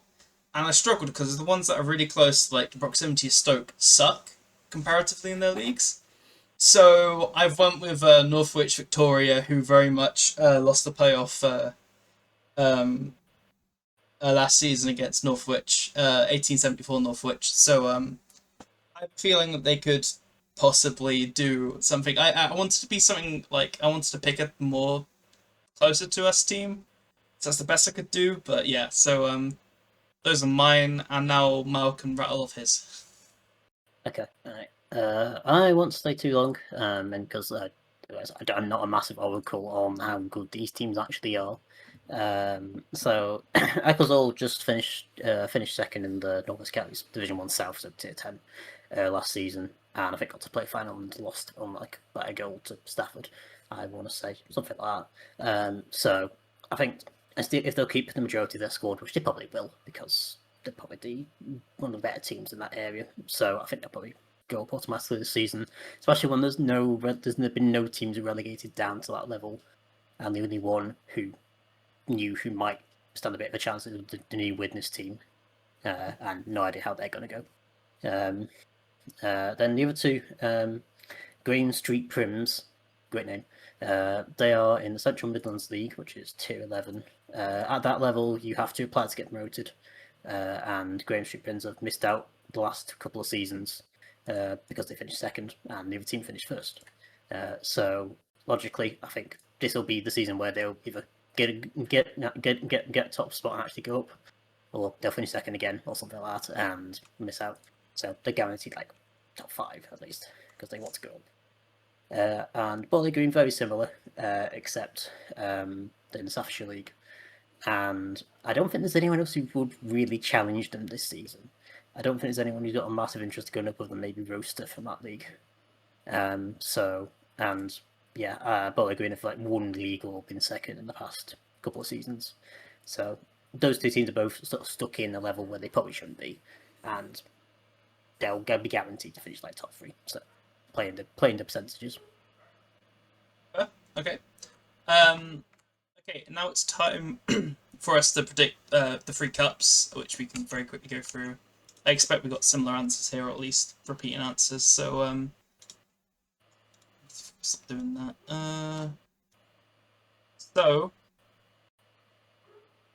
We've got me and Matt have said Arsenal, and then Malmsey have said City, and I assume that is Man City. Yeah. So I'll let Z talk about Man City. I mean, I stated my opinion last season, which is that generally the league winners often don't win the cups because they're too busy trying to win the league, and therefore it's like the Champions League level teams that aren't in the mix that win the trophies. I went for City for the FA Cup just because I think City will probably last longer in the title race, but the FA Cup is later. So I feel like they might be able to rattle off some wins. Fair. And then obviously Arsenal, I have them doing a double. I feel like it's kind of playing the odds a little bit. If they're not going to win the Premier League, they'll probably win the FA Cup. So that's my thinking there. I feel like we can move on to the Carabao Cup, which could be very similar answers, because I've gone Man City, Matt's gone Man City, Mal's gone Chelsea, Z's gone Liverpool. Any reasoning for your pick, Mal? Chelsea don't have European football, and this seems like a nice, relatively easy trophy for them to win. Almost, I think this is the thing they might actually try and sort of. I mean, Alonso might actually try and sort of get his thing off to a decent start. Maybe it's sort of overshadow him being in like 5th or something, and not overshadow, but sort of like sort of bolster him staying there mid-season and he'll stay to the end of the season due to this. But yeah, I think this is a relatively obvious target for Chelsea just because they don't have any other midweek games to worry about. I could have said the same Spurs as well, but I just don't. I think they'll be more focused on the league than they would be in Chelsea. And then I'll just quickly let Matt talk about why he thinks Man City briefly. City win trophies. Even when they don't win league titles, they will pick up usually one trophy a season. I think it'll be a cold day in hell the day they're not in contention for at least the cup final each season. Because of the players they have and the money they can throw at problems. They put 115 reasons why they can be counted on to get to a final every season. Yep. And then we'll just quickly go on the Award Trophy. I refuse to call it anything else but that. We have 2 Leicesters, Sheffield Wednesday, and a Peterborough. Does anyone feel passionate about their pick and would want to talk about it right now? Or is it just a what I did and just pick a name out the hat? I picked the strongest team in League One who are going to win it. Yeah, same. I think Leicester will be too focused on going back up, so they won't win it. And I don't know, Sheffield Wednesday will. It'd be nice for them to win something after nearly going out of business. See? Leicester feel very much like Birmingham did when we hit League One. Like, we had 2 big players to be there. We should dominate. And that season in the Virtue Trophy, we lost in the final to Peterborough. So if I'm seeing history repeating, I'm going to go full history repeating. Fair enough. I mean, I win Leicester because I don't have Leicester winning the league, and I have them very much falling off in the league, but then still being in the pointless trophy because they are still a good team that have better players than everyone else. Alright, so that is the end of part 1, and we'll now get into part 2 of all the miscellaneous questions and stuff. Okay, so let's start off with our top scorer predictions. So we've got top scorer for each of the top 4 leagues. Pretty standard stuff. I'm trying to get points wise. So you get 10 points if you get the top scorer in the league. You get 5 points if they're in the top 5, and then you get 2 points if they're in the top 10. So for the Premier League, I have a feeling we all have the same answer here. Erling Braut Haaland. How many years in a row has he had it, or was it broken up by Salah? But he's won it a bunch of times. And he'll win it again because no one's going to stop him. I mean, he just has insane goal output, and it's just a bit hard to like. Even if it doesn't necessarily mean that Man City will, in theory, win the league, Haaland will still score almost 30 goals a season because of Erling Braut Haaland. He's won it in 3 of his 4 seasons since down to the Prem. Salah got it in 24-25 to break it up. Yeah, that's what I thought. Because last season I predicted Salah to win it, and I was hilariously wrong. Do we have anything else to say about Erling Haaland? He's good at the football. He is good at the football. Okay, so championship-wise, we might need to start explaining our picks a little bit more because we should be different. Though I feel like there might be one that might be shared by some people. So we have 3 Jared Bowens because he is probably good enough to play for a top 6 team. Why is he playing in the championship? Is my reasoning there. What about Mal and Matt? What are your... Yeah? Yeah, that's pretty much my reasoning. He's good. I don't know why he stayed at West Ham. He could have just gone anywhere else, but no, he stayed at West Ham. The only doubt I have is that he leaves in winter. Yeah. If they're not doing very well, but he should be comfortable top if he's still as good as he is. Matt? And the reason why he stayed is because his father-in-law. Yeah. That's the reason why he stayed. Yeah, His you're father-in-law not is the reason wrong. why he stayed. And Jared Bowen would have walked in, as you said, into the team of many teams in the Premier League. There was my deputy manager at work actually said to me, like, Jared Bowen just signed for him. Like, I'm pretty sure he hasn't. And this is like a few weeks ago. I'm like, and she showed me the page. I'm like, yeah, that's not a real page. I'm sorry, you've been had there.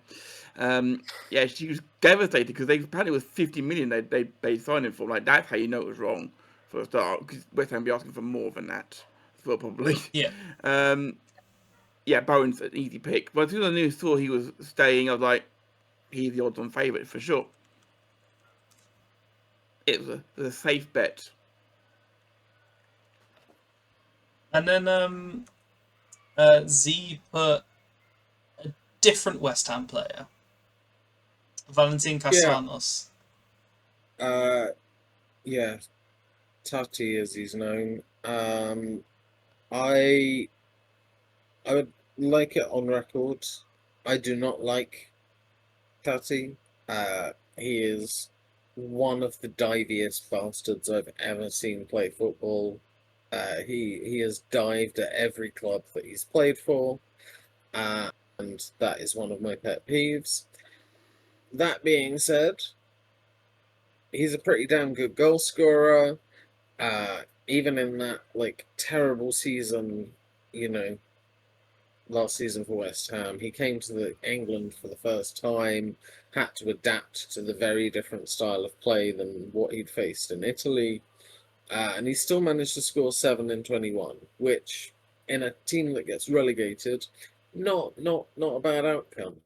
I just think, yes, I expect Bowen to have a worldie of a season, but I think what Bowen's goal contributions will be a mix of goals and assists, whereas I expect Tati to be playing up top, often as a lone striker, and I see him being more the goal scorer to Bowen's creative outlet. Right, so now we move on to League One, top goal scorer. Yeah, I was expecting more people to say Sidibe, because he is indeed very good, ridiculously good. Sidibe, easily the brightest player on the Stockport, and looked an absolute threat when I very much saw him at Wembley. So, Mao, explain your pick. Who is the player? So this is Louis Barry. It is Louis. Okay. Obviously we saw it in the Wembley final last season. True. It was kind of a bit muscle off the ball. But whenever he's played in League One, especially for Stockport, he has been scoring bags of goals. Obviously he's moved to Sheffield Wednesday, but I think this season they'll be about the equivalent sort of strength of Stockport. They'll probably be up and around some in the playoffs pretty comfortably. So I think with him being mainly maybe one of their main outlets, I think he'll get a few goals. I think he'll be in the top 5 at least. So I think I'd be guaranteed some points. And then Matt can explain the Wareham pick. I can't actually, because that's Matt making a mistake. It should have been Ballard. That's on me. Who is Wareham then? Wareham is actually in League 2, not in League 1. So that's why I'm saying that's wrong. That's on my. That's hold my hands up on that one. It should be Okay. Ballard.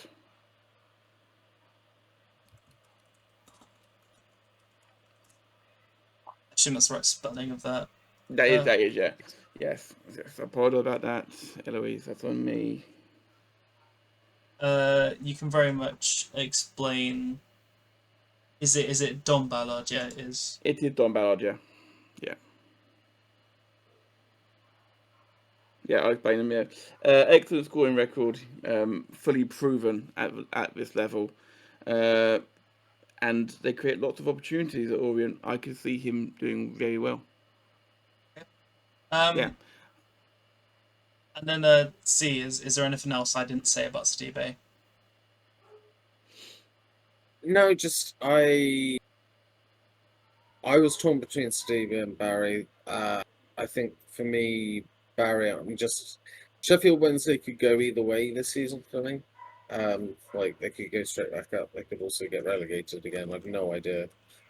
So I wasn't entirely comfortable. So I was looking for somebody exciting, ideally from one of the clubs I think will go up. So I landed on wanting to pick a Stockport player, and my choices for players who would definitely, I think, be there were either Sidibe or Kyle Wootton. And last season, Kyle Wootton, they were using him as a centre back, and I don't know whether that was something they were planning to continue. So I'm like, okay, Sidibe will at least play, hopefully, where I want him to. Yeah. Okay. So we'll move on to League Two goal scorer, and I'm very curious where we've gone here. Oh, okay. I'll have to annoying. Okay. I'm very sorry. So I mean, C has gone for Wareham here, whereas I've gone for Cavane. Mao's gone for Shamanga, and Matt's gone for Langstaff. It's a really good pick. Z, you can talk about why you picked Wareham.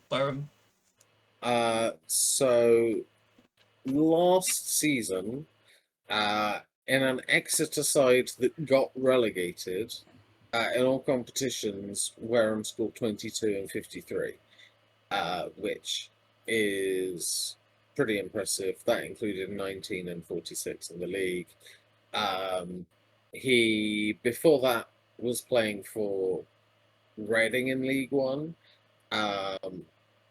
So, you know, they're a reasonable sized team. So I figure if he's getting game time for them in League One, the idea of him dropping down with a team he knows into League Two, I feel like he should run riot. My biggest doubt is whether he stays there.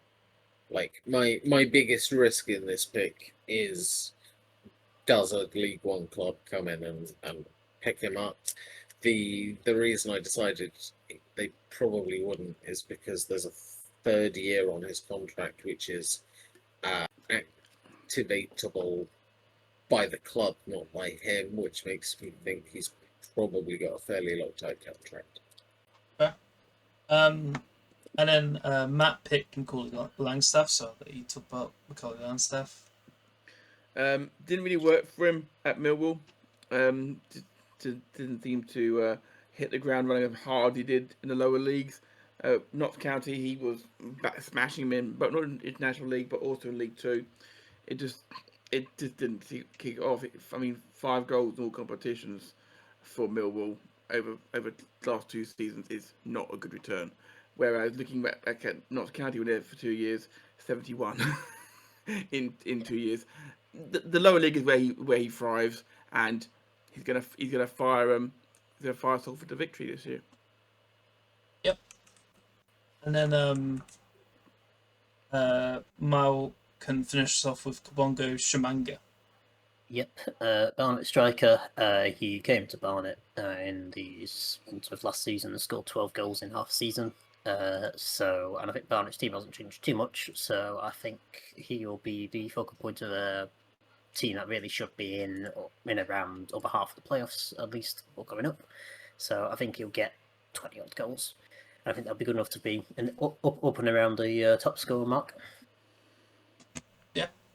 And then I'll just briefly say that I indeed, for the second year in a row, have predicted Fabrizio Cavane to be top goal scorer of League Two, simply because it's a Rovers player, and he's a very, very good footballer, and he probably will now leave in January or something like that, because he is far too good for League Two.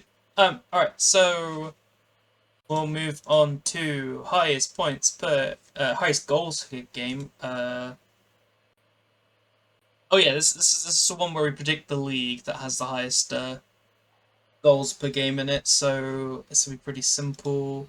Oh yeah. So Email and Z very much went for the league that, if I remember correctly, had the most goals per game last season, which was the Premier League. Yeah, I think it's Um, 3.7 something. No, that's about 3.6 something. Not Okay, 2.6 something, 30%. My recollection is that last season it basically went in league order, but that I think there was a reasonable jump from League Two to League One, but then League One, the Championship, and the Premier League, I remember being incredibly tight. So you'd say League One's not a bad pick then, if it's that close. If it's the same as last season, I think the only bad pick would have been League Two, but. Does anyone have anything else to say, or can we move on? It's very much just a we'll see what this will do in a. I say it's so tight between the top 3 leagues on that because, I mean, Premier League have got the better players, absolutely, but there are 8 more games plus the playoffs in the Championship, League One, League Two. So this one is a pick 'em. This is pretty much so. Yeah. Alright, so and now we've got Dirty Bastards, which I kept in from last time, which is simply pick a player in a team, and then you get points if they are the dirtiest player of that league, I think. Yeah, most disciplinary points in the season, you'll get 10 points, yeah. So I've kept the rules that Z did last time, so it should be the same. And we all went with so I think we've all gone with different. No, we got 2 Plymouths. Did they have were Plymouth the dirtiest in some metric? Yes, they were the dirtiest in League One last season. And my logic was League One has majority most teams, so that's probably about right for them. What about Ben Pearson? Was he particularly foully? He was one of the more foully players in the Championship, and with Stoke, in my predictions at least, going down. I think he'll probably be relied on more to go and do stuff, and he'll foul more. Hence, he'll get more cards. And then Bolton. That's an interesting pick. Yeah, so my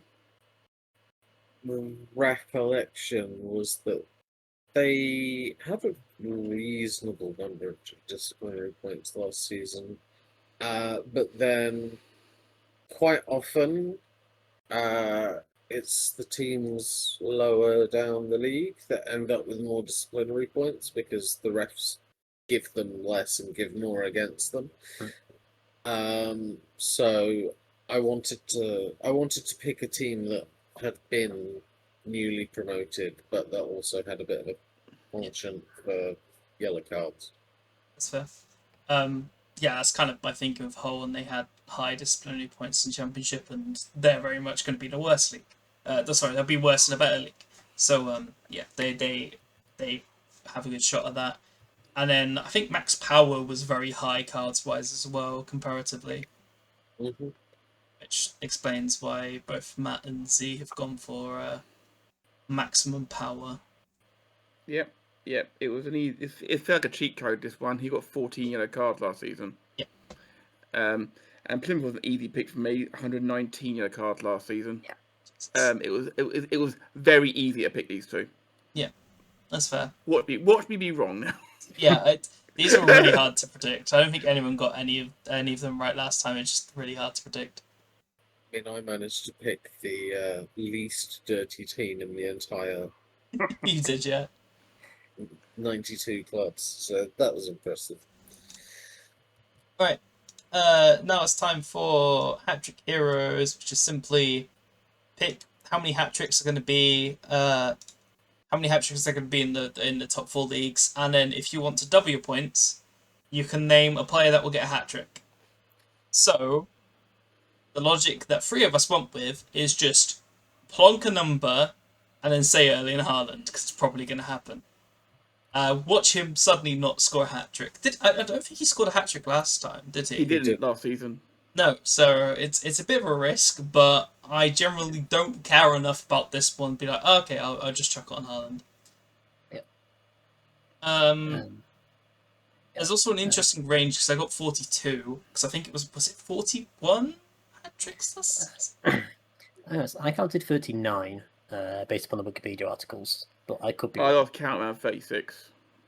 Okay, Yeah. I counted around 41, so I don't know where I went wrong there. I'll That can't probably be wrong, to find be fair. out there with. But I lost count, so give me more. fair. The range is very much. I've gone 42, Mal's gone 40, Matt's gone 33, and so has Z. I'll I just take it. think, I think it was the same as last season, to be honest. Yeah. No reason to change it. I'll be interested to see the distribution of all these amount of hat tricks, whether it actually changes very much. Yeah, I think it was very equal in almost all the leagues. I think one had less, but then one had more as we went lower down. You got any luck finding the figures, Z? My gut feeling is that 41 sounds about right. Yeah. Okay. That's fine then. It was around about 41, so that's why I went with that, whereas Matt and Z went lower.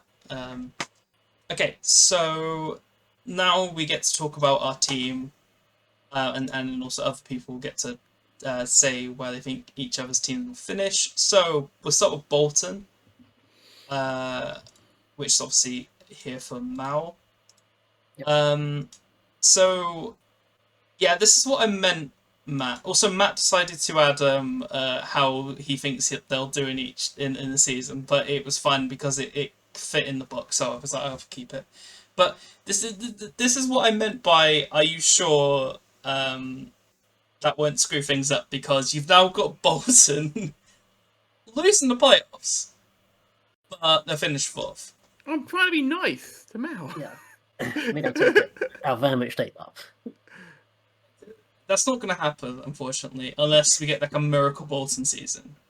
Yes. Could happen. Could happen. Good. All right. Won't, So but could. I've gone for 19th. Mal's gone for 17th, and Z's gone for 21st. Mal, the floor is yours. So I have been not too optimistic, but at the same time, I think based upon some of the signings we've done over the last month or so, they've been reasonably good signings, including a guy who has the last name Dong, which is great. And I think they will be good enough for us to be above a good few championship clubs who are been hanging around the relegation zone. And 17 seems like a reasonable position, hopefully relatively safe and boring, so we don't have the risk of going back down again, but you never know. Alright, so now next we have Birmingham, which is for Z. Let's see where everyone's put them. So once again, Matt's gone the highest and thinks that they'll also lose the championship playoffs. Mal has gone 8th. I've gone 10th, and Z has put Birmingham the lowest. It's out of everyone in 11th. So Z, the floor is yours. Look, I think last season I predicted either 12th or 13th. I think for most of the season that looked probably about where we were meant to be. We had a decent run near the end of the season, which got us up to 9th, I think. I think we are much the same, but with a few additions that make us a slightly stronger squad. You know, I'm hoping that our best players stay and Davis manages to get the best out of them, such as our beautiful ginger Lord and Saviour behind me, Carlos Vicente. But yeah, I still don't rate Chris Davis as a manager. He has no plan B, and games where we are struggling are the most infuriating things to watch because it looks like we're never going to get our way out of it. And that normally is the case. So I think we have, with a different manager, I'd probably say that we had a playoff standard team. But with Chris Davis, I'm going pretty much smack bang in the middle. Alright, so now we'll move to the greatest club in the country, Bristol Rovers, where me and Matt both say we're going to finish third. Mal said 7th, which judgment for that, and then Z said 10th, which is even more judgment. So at the end of last season, because last season we very much were the team that had the longest losing streak, but also at the end of the season we had the longest winning streak. We very much turned a new leaf with Steve Evans, and he very much put some incredible form at the end of the season. And if we continue that form, we can easily push for top 5, top 6. And yeah, I have a feeling that we can go up automatically, which is why I put us third, because we never win the league, we never come second, we always come third when it's League 2. So by that logic, I've got us third, just because I feel like we're good enough. We've strengthened the team. We haven't weakened it. We haven't really got rid of it for anyone. So we've just kind of strengthened it with 7 signings, and a few of them look pretty good from teams in and around us. So yeah, I'm quite positive, quite confident. And we'll see how horribly wrong I was at the end of the season, but hopefully not that wrong. And then we'll move on to the last one, which is Colchester, which isn't Matt's team, but Liverpool would be really boring. So this is what we put for Matt. So you'll see that Matt has them the highest in 7th. Mal's put them 13th. Z's put them 14th. I put them 16th. So Matt, the floor is yours to talk about Colchester. The Cowley brothers have been something of a revelation, given that Colchester United for so many years were literally fighting against the relegation zone for so many years. How they got away with it on the last game of the season a couple of times still beggars belief. The Cowleys have revitalised them since they took over in 2024.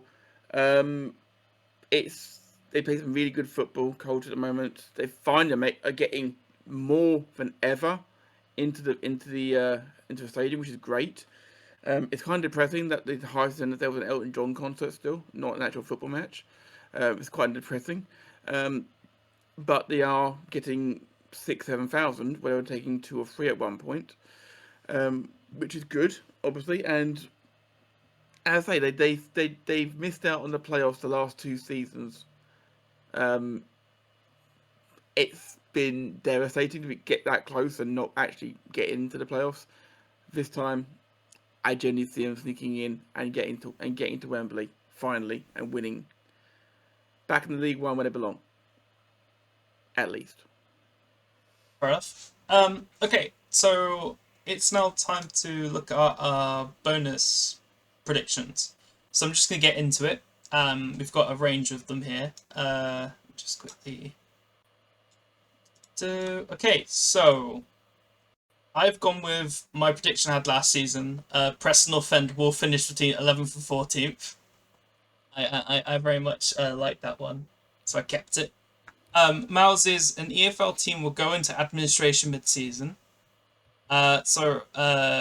Z's was the top 4 divisions will each have a club. Each have a club which has at least 3 managers. Why did I struggle reading that? I do not know. And then so immediately here's the problem here. Is Matt wrote down a bonus prediction, which is the first managerial change will be before the end of the first match day. It's already happened. Yeah. Eddie Howe very much has left Newcastle. I offered you could change it, but you said you wanted to keep it. I think I'll keep it because because we haven't actually done the record at point. So from this point on, the prediction will stand. Yes.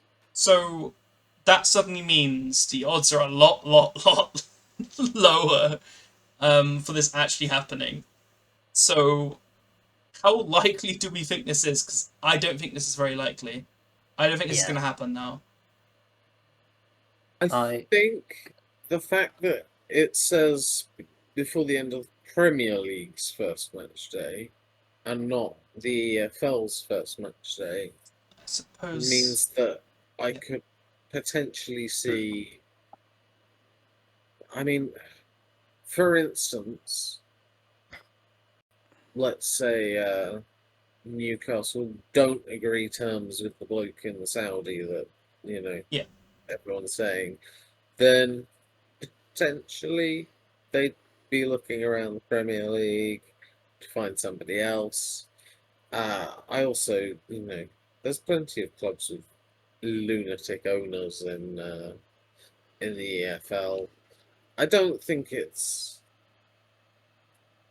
I think it's less likely than it is to happen. I won't go through my personal score chart again because people who watch will be sick of it, but I probably have it at about 2.5. 2.5. Okay. I suppose it's kind of fair, isn't it? Well, yeah.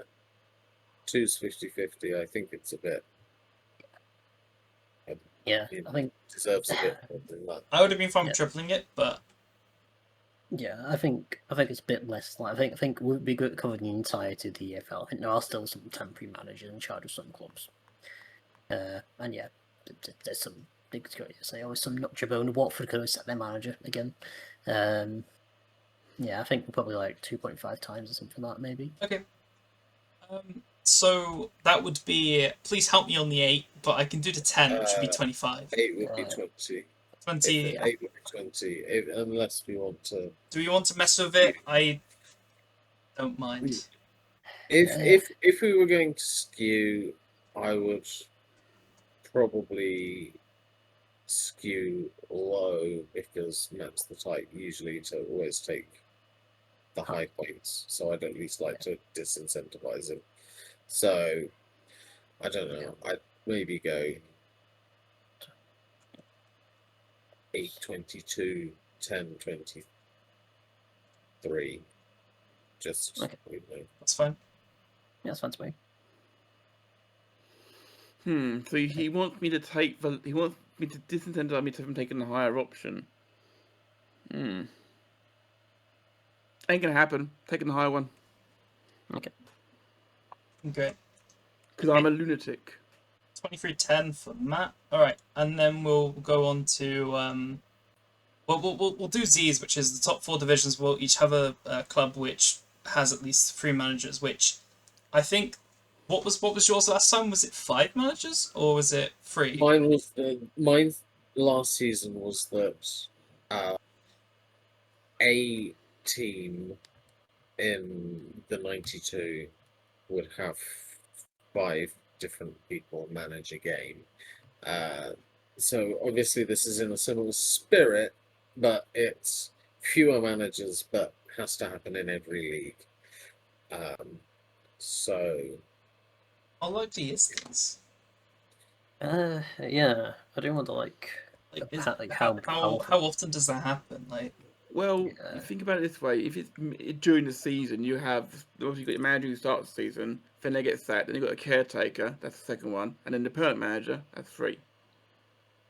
So that's it's not impossible. I mean, Watford had 4 last year, so this is doable for sure. Watford, I think, is 3rd in line. I'm not including caretakers. I was about to say, including caretakers, it's a very, very easy one. I was going to say, I think Z's 3rd in line to be Watford manager at this point. So yeah, so it, like individually hired managers. Yeah. So basically, at least one team in every division will have to sack two Two. managers and bring in a replacement. As I say, I'm not including caretakers. If Okay. a team were towards the end of the season to hire an interim head coach, I think I would count That that, counts. but not caretakers. Okay. Okay. How likely is this? Do we think? I think it's more like in the lower leagues. It's just Premier League wise. I don't Premier think League, it's Premier, Premier League League's a wise. tricky one for sure. So obviously happened last season with Chelsea. Yeah. But do we think there'll be someone in that much of a shit state as last don't think time? so. I'm not sure. No. Is this as likely as Matt's? I think Newcastle makes it. Is that currently Newcastle is like the loose cannon here, isn't it? I Yeah. feel. I think it's. I think it's about as likely as mine. Because Yeah, of how I'd many say so. because of how many things you need to line up. Yeah. I'd probably agree 2.5-ish times the number of points. Okay, so that's 20 to 8 Yeah. and then 10 to 4. Yeah. Yep. I can maybe skew towards the lower if you wanted to. I'm happy to finally for once be kind to Z and just leave them as it is and let him decide. I second that. I will go for the higher. I'll go 8 and 20. 20 up, 8 down. Okay, so Mel, yours was an EFL team will go into administration mid-season. When's the last time this happened? Sheffield Wednesday last season. Oh, Yeah. Yeah, I think I Before get the that? feeling this. That's the question might have been us. Well, I there don't think it were, was. there was one last season in Sheffield Wednesday. Before that, the last one in the top 4 leagues was Derby in 21-22. Yeah. Then it was Before Wigan. that, it was Wigan in 2021. Yeah. Before that, it was Hillsborough. Bury in Yeah. 1920.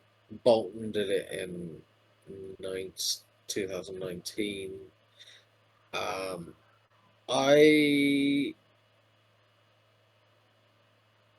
For me, I would say this is probably the most likely of the 3 so far. It seems that it probably happens like in the last 10 years. I think it looks like it's happened in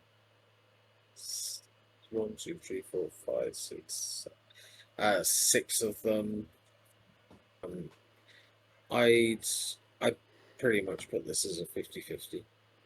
so what's 50-50 again? Is that double? Double. Yeah.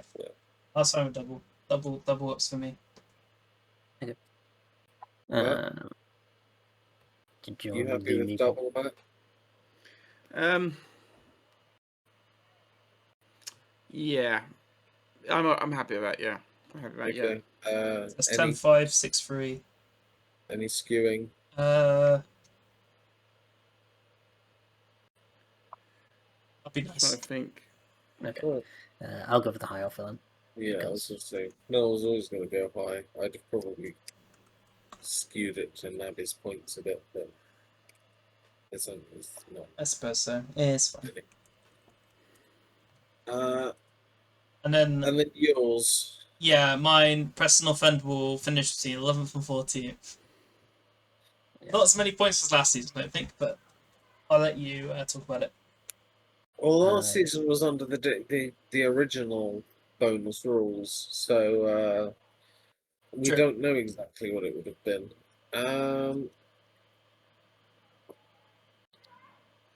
Yeah, this is probably the likeliest to happen, just because they tend to do that. They always do. I'm just right. Let's again look for the last 10 years. How many times has that happened? 1, 2, 3, 4, 5, 6, 7. Okay, so that's 7 out of. Since they came back to the championship from League One, it's happened 7 out of 11 times. Hmm. I'm just gonna try and have a quick peek at their transfers, make sure. I mean, they've brought in Alfie Devine from Spurs. That's a good signing. Hmm. But I don't think it massively moves the needle. I'd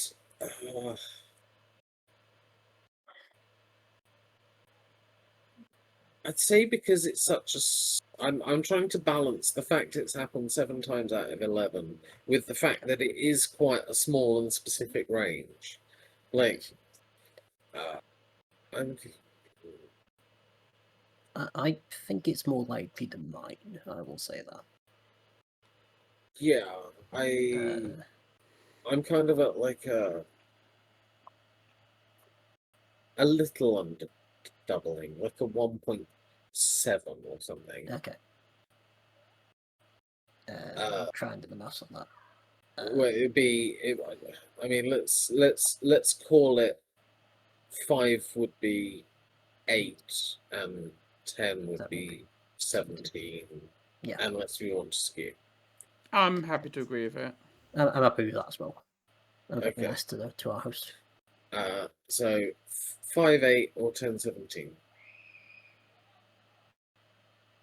Let it roll. 10, 17, 10. Let's go. At Big least points. going into her big betting era. Yep. I want the big points. And that will happen when Preston do finish 14th. I will get big points and I will win the episode. Alright. Well, on that note, we indeed have had an episode. This indeed was shorter than the last time we did this, so that's small victories. But we are still yapping about football, which will always take a while. But I hope you enjoyed. It was fun. I enjoyed it. I hope the idiots with me also enjoyed it. And thank you for being here. I appreciated spending a couple hours you three. So I don't know when you'll see me next. I've got a couple more probably, and then there's a couple more football episodes that I'll be on, but not hosting, that you'll see soon. So yeah, I'll end it here. And yeah, as always, remember to be big mystics, not big mistakes. Bye. Bye.